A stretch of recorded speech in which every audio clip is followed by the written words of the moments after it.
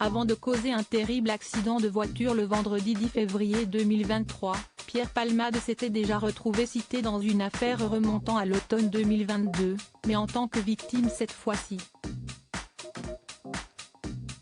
En effet, un escort boy âgé de 29 ans avait menacé de diffuser des images intimes de l'humoriste. Originaire de Nîmes, Yanis H. comparaissait mercredi 19 avril 2023 dans le box des prévenus. Déjà condamné à 14 reprises par le passé, dont une fois pour des faits similaires en 2018, ce jeune homme à la silhouette frêle et aux longs cheveux bruns avait été contacté par Pierre Palmade sur un site décor. Le Parisien a révélé que l'acteur aurait eu des rapports sexuels tarifés à plusieurs reprises avec les Cowboys, dans le cadre de soirées où Pierre Palmade avait consommé des drogues de synthèse. En raison d'un conflit concernant sa rémunération, Yanis H. aurait réclamé de l'argent au comédien en menaçant de rendre publique une vidéo prise à son insu, pendant l'une de ses fameuses soirées. Pierre Palmade avait finalement porté plainte contre les Cowboys au mois d'octobre 2022.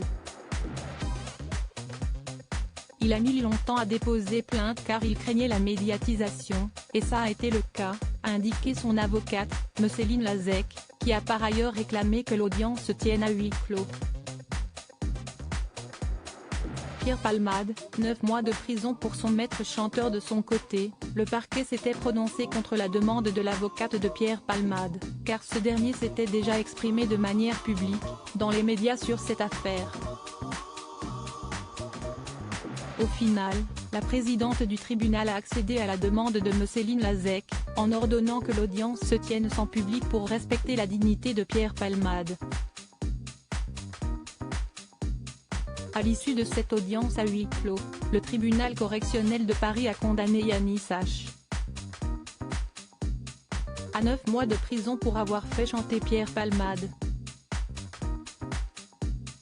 L'avocate de l'humoriste n'a pas souhaité commenter le jugement du tribunal, tandis que le représentant légal de l'accusé, Me Carmelo Vialette, a décrit cette décision comme équilibrée.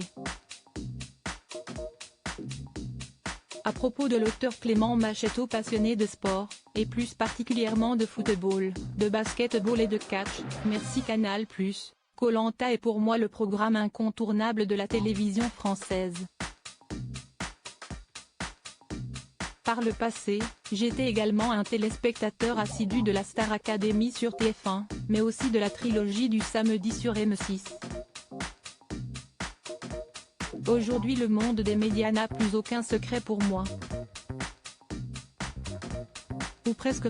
Ces derniers articles et Elisabeth II, ce conseil inestimable donné à Sarah Ferguson avant sa mort. Maïtena Biraben millionnaire, ce qu'elle compte faire du jackpot qu'elle va toucher. Gérald Darmanin, rebondissement de taille après la garde à vue de sa nièce et de son ex-amant GE.